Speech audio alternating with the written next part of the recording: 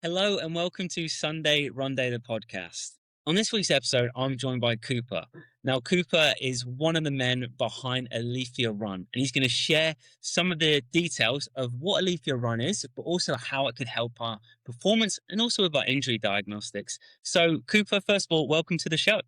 Thanks. Hey, Clint. Yeah. Good to see everybody. Now, I'm super excited to get you on. So, as I mentioned, you are from Aletheia Run, and it's a super initiative sort of application that we can go through, and it reviews our unique running form and obviously gets a lot of data and feedback. So, could you just explain to obviously our viewers and listeners a little bit about it? Yeah. So what we've developed is what we call the Aletheia sensor. So it's a little sensor, and it usually we have it on a belt. You can clip it on your shorts too, and it sits on your sacrum. So that's behind your back. So that's sort of the hub of the body's internal connective tissue structure. So if you look at the like a body diagram of the fascia, it makes sort of an X down the back and kind of crosses right there at the sacrum. So that's a really important part of the body, and all the forces that we experience as we run translate through that point. So everything from your arm swing to how you're hitting the ground on your legs. And it's also near the body's center of mass. So yeah, so what we do is we create what's called a force portrait. And it's in the app. So these are a bunch of different runners here, So everybody has this unique pattern of force when they run, Yeah. and what we do is we analyze that pattern, and we can pull out things, especially movement dysfunctions that are likely to lead to injury, and give you some feedback about what you can do to help prevent the injury from happening in the first place. And then performance metrics that are more related to helping you be a fast and efficient runner. So that's sort of in a nutshell what we're working on.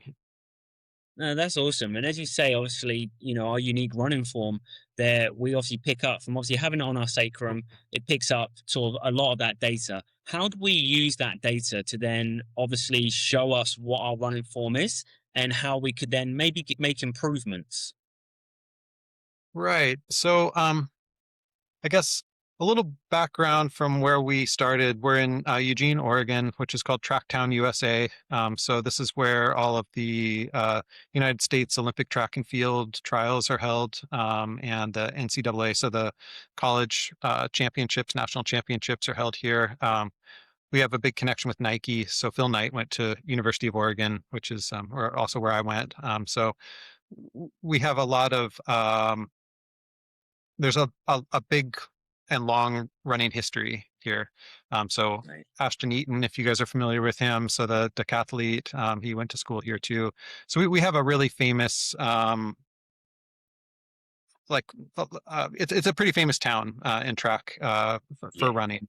So tons of trails, everybody runs, and I started off in it's tensegrity physical therapy, so a physical therapy clinic here in town, and basically we work with a lot of runners, and all day every day we were seeing injured runners and injured runners and injured runners, and we know a lot about why people get injured, and we know a lot about what to do about it.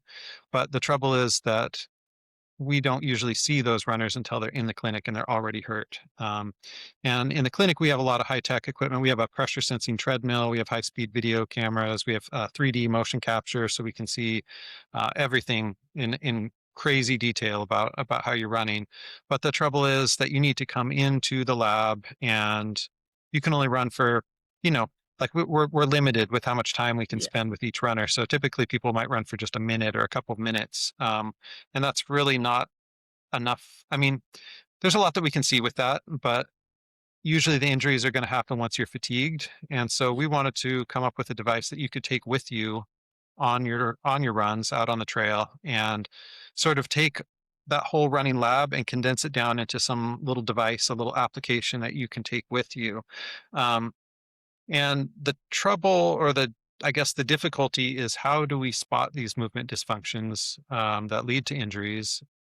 Because usually these are based on angle measurements. So looking at the knee angle, varus valgus, or the ankle pronation, the angles of the sacrum, whether it's anterior posterior tilt or lateral drop, things like that, that typically require a camera.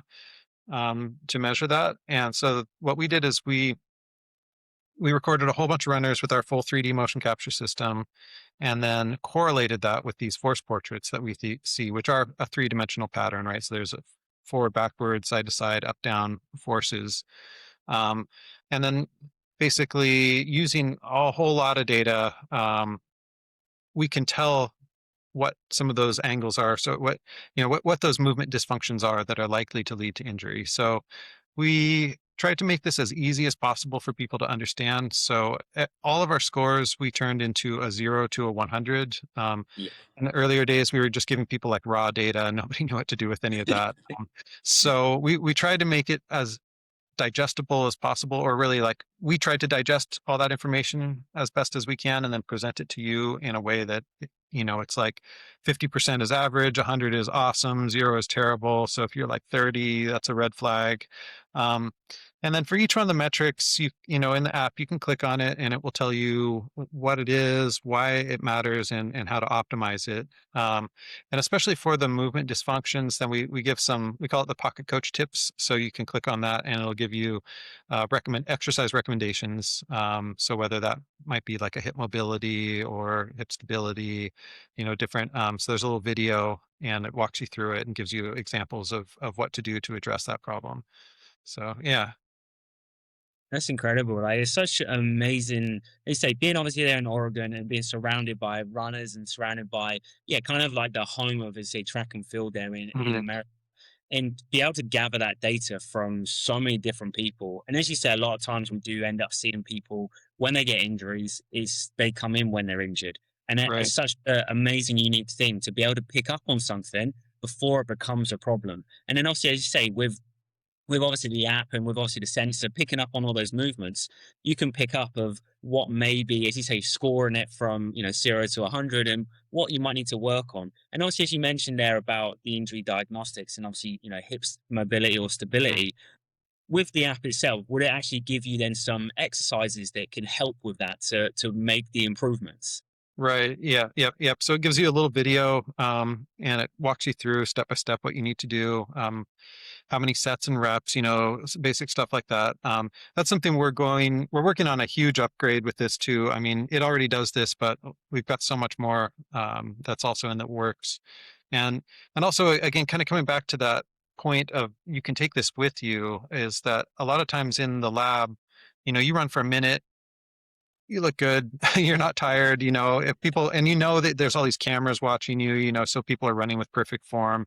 There's still a lot we can pick up just there. But with this, it might be 20, 30, 40 minutes in, maybe 2 hours, depending on your fitness level. And so we can see that, those metrics over time. So a lot of times we'll see somebody, might be running great 40 minutes and then it just kind of goes and falls off a cliff.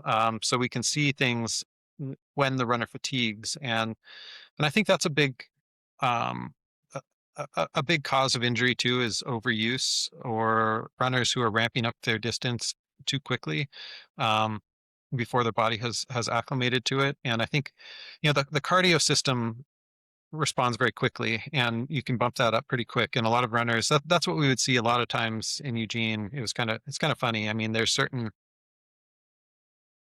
a certain type, I guess, people who only run and don't do other forms of fitness are often have a fantastic cardio system. And so from that standpoint, they can just go and go and go and go. But if they're not doing strength training, especially, they might not actually have the strength. And so their muscular system starts fatiguing before their cardio does. And so that's where you start to see the sloppy form. And it's not necessarily the distance, the mileage that you're putting in, but the quality of the miles. And I think that's a big thing that we sought to address. There's a lot of apps, Garmin's, and just like there's tons of watches and trackers out there that will measure your heart rate and your distance, your speed, things like that. But there's not much that measures the quality of the movement. Yeah. And that's the thing that we are trying to look at is how, what's the quality. So we would see a lot of these runners who come in and they're just not actually very strong. And so they're fatiguing from a muscular perspective pretty early, and then they're running with this sloppy form, and then they're getting hurt. And so that was one of the main things that we are trying to address is how do we how do we strengthen the runners, and how do we identify those movement dysfunctions, like you said, before they become an injury, and give Yeah. you some things to do before you're out of commission, because you can't improve your performance if you're injured and you're on the couch and you can't get out there, right? So we're trying to be proactive and identify those movement patterns before they become a problem. Yeah, and I really like that, as you say, because you're trying to identify that before we have that injury. Like, is it something we can work on during Right, as you on that build? Especially, for a few of us, that we're running marathons and we're on the build from, building up from going 20 to right, kilometers up to obviously getting up to maybe 36, something like that before we actually run the marathon. To be able to see some of those movements and see if we're over a period of time of maybe, as you said, a 2 hour run, a 2.5 hour run, that we right. start seeing where, yeah, getting a little bit of a sloppy run, or we're starting having that hip mobility or stability is not as good. Knowing that we could work on things as we're building up is really unique. I really like that because, as you say, we've got our watches, there's plenty of watches out there, Garmin and everything like that.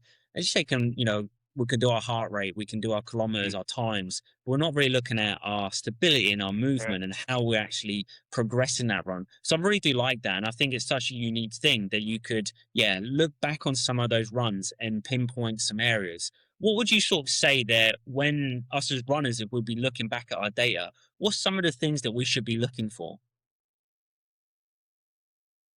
Um, so I guess first off, are there any just inherent movement dysfunctions? So some people, when they come into the clinic on the first minute, there's problems with their form. And so in particular, we're really looking at the hips, is I think where we start. Some people start at the feet and work the way up. We start at the body centers. So the hip muscles are the largest, strongest muscles in the body. So we're looking at hip stability and then hip mobility. So if you're tight in your hips, that's a big one that we see. Instead of extending the leg back as you push off from the hip joint, a lot of people are tilting the pelvis and arching the low back and ending up with back pain and other injuries due to that. And then we work our way down the chain rather than bottom up. So some of those things we're seeing right off the bat, and that means you just plain don't have the strength. Or, I should be careful with that.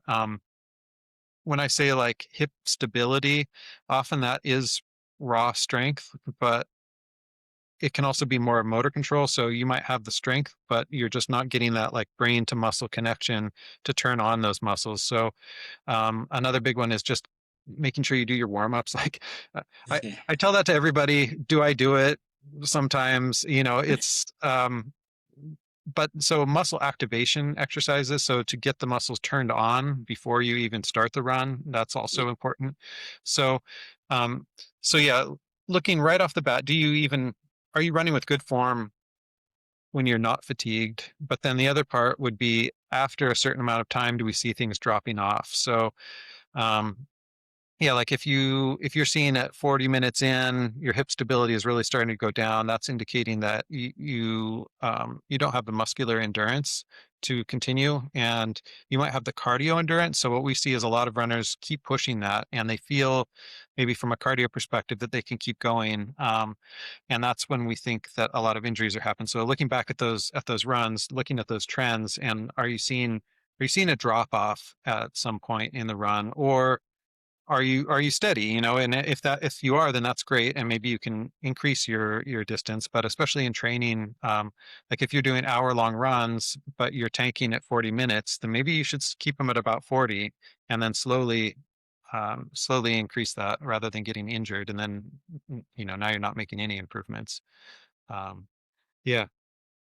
No, that's really cool. As you say, it's kind of like you want to be looking at everything from the start of the run. Mm, Many of us are probably the same. There is some runs we do our warm ups properly. We get mm, ourselves ready, especially when it comes to an event. We're yeah, out there, we're warming ourselves up. But there is some runs that you might go on, that early morning run, or the late evening run that you're like, yeah, I'll do a few little exercises and I'll get out there.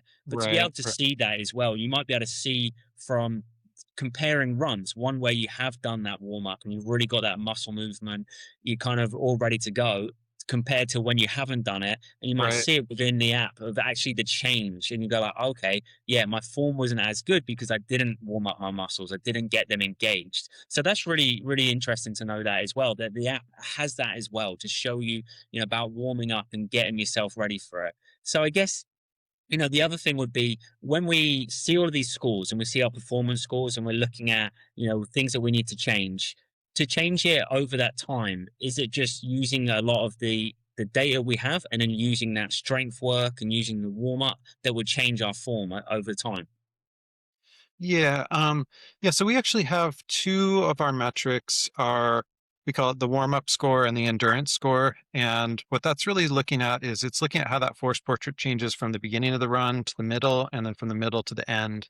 And so we give you just sort of a composite score. We call it the warm up score, and then the endurance score, like I just said. And the warm up score, um, it, basically, if you've done a good job warming up, you've stretched and done your hip activation exercises, your bands, and whatever it is that you're doing, and if that's effective, then you're not going to see a big change at the beginning.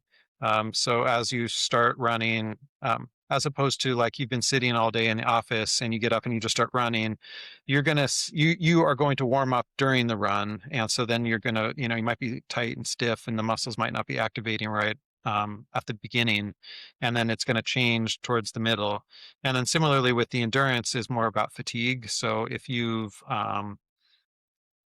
if things are pretty consistent all the way across, then we're not going to see a big change. But if you're fatiguing and you're getting sloppy with your form, then we're going to see you're going to get a low endurance score. And those are the only metrics that we have that you don't see that over the course of the run because that's what it's taking into account. So you're just going to get one number. So either yeah, just again, everything is on 0 to 100. So did you do a good job warming up? And do you have enough muscular endurance to run that distance that you're running? Yeah. And so, if we were to obviously use the sensor ourselves and trying to go out there and do a run, is there sort of a time limit on the runs? Like, if we were wanting to really monitor ourselves during a really long distance run, like a marathon or something like that, would it be really good for us to be able to use that and obviously not, gather that data? Is it a lot of data we gather, or would it be more beneficial for us to obviously go on those sort of 40-minute an hour runs and to gather the data? What would be sort of your sort of recommendation, I'd say? Yeah, so it is a ton of data, and that's a difficulty. Yeah. So what we've done is you at the beginning of your run, you have some settings, and um, you can tell us what sort of run or approximately how long you're going to be running. Um, and that helps us because what we do is we take a little snapshot every so often throughout the course of the run. If it's going to be a shorter run, then we just take more frequent snapshots. But if it's going to be a marathon or really long run, then you, it's totally overkill to take every minute of the marathon to do all this analysis.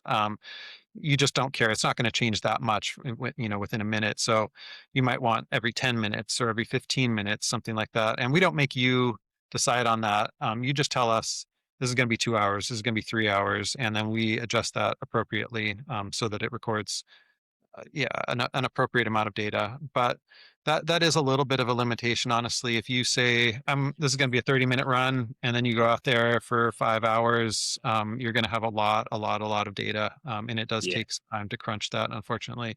Um, for we, sure. we're doing some pretty hardcore, heavy analysis. I wish it was faster than it is, but sometimes it does. If it's a ton of data like that, it can take some time to crunch that. Yeah, of course. And as you say, like you've got a lot of data to go through and you're trying to do a really high end analysis. It's not just Right, to give, not just give a little score and go like, oh yeah, that run was, a 60 score out of 100. You want to really analyze everything, you say from start to finish. So yeah, it's really good that you say we put the information at the start of the run. So we're going to take those little snapshots, like you right. say, for a whole marathon. You're not going to need every minute. You're not going to change too much. But yeah, as you say, every 50 minutes, maybe every half an hour, whatever it is that generate those snapshots to be able to, get all that data together and then, go through it. And it takes a while because Right. it's not data that you're going to just say like, yeah, it was a 60 score, you're looking good, or oh, that was a 30, you need improvement. You want to really look at it. And was it, you started off really good and then you fell off, or was it you didn't warm up and then you were in the middle of the race, you were good. So I really like that. As you say, you kind of really gathering the data. So it does take time. You're going to take the time to get the data, but give a really good analysis of it. Right. So I Yeah. guess a little bit of my question as well for yourself, out there doing a few runs, how has this helped you of your running as well? Yeah. So I know from myself, my biggest limitation is my hip mobility, and that's pretty common among men. Women tend to have a better hip mobility. Not always, but so that's something that I know that I need to pay attention to. If I and I, That's also coming back to the warm up scores. If I do some good hip openers, some stretches, and some things to kind of get myself more mobile, that helps me a lot, and it lets me get more of a extension from on that push off. So that's helped me, and that's something for me. It's more right at the beginning. It's not Yeah. necessarily like I get tight, you know, into the run, you know, usually your stability is going to go down, not your mobility during the run. But Yeah. that's something that that's my weakness is definitely my mobility. So working on those hip stretches, which it's like I think that's something where you just want to go for your run. And I think that's really common. Especially, I think for a lot of people, it's running is maybe more psychological than anything. Like that's sort of your therapy, and that's when you leave your problems behind and you just get out there and you just go. And I think a lot of people don't want to do. Maybe I'm just speaking for myself. I don't want to do all the warm up exercises, but it really does help. And when I do it, I feel better. I have a better run, and I feel better the next day too. So, yeah. And as you say, it's like that sometimes, we want to go out for the run and maybe it's been a hard day at work or whatever it might be. As you say, it's our kind of our therapy. We want to go out there and, Right. and just go for that run. And maybe it's a half an hour run, 40-minute run, whatever it might be. But I think as well, like with this though, as you say, it's about trying to have that performance as well. You want to improve on the performance. So Mhm. if you do want to have those improvements, you're going to have to sometimes, do the warm up, and you don't want to always do it. And then maybe some runs we go out there and today's not the day I'm going to do a massive warm up. I want to go out and Mhm. just do a 30-minute run. But then when Sure. I'm going out for a longer run and during my training, I'm going to make sure that I know about my say my hip mobility is not as good, so I need to do those warm ups. So I think that's a really good thing that comes with the whole application as well that you're using. You're given so much data from, let's say, from the warm up to the during the run to how you're traveling towards the end of the run, and it's just gathering so much. It could really help improve people's performance. So I guess my final question before we obviously wrap up the podcast will be, if people wanted to join or trial it out, how could they go about that? Yeah, so hopefully you'll post a little link here, but Aletheia.run is our website, and you can check it out and see more information about what we're doing and what we're all about. There's a little join now button that you can click on there and sign up for the membership. And so what we do is we sell a yearly membership, and it's 239. That's US dollars. And you get the hardware for free. So we'll send you a sensor. And we also do a 30-day free trial. So you get 30 days to try it out. And if it's not for you, that's fine. You just send it back. And yeah, it's pretty easy. So anybody who wants to can give it a shot and see if it's the right thing for you. Yeah.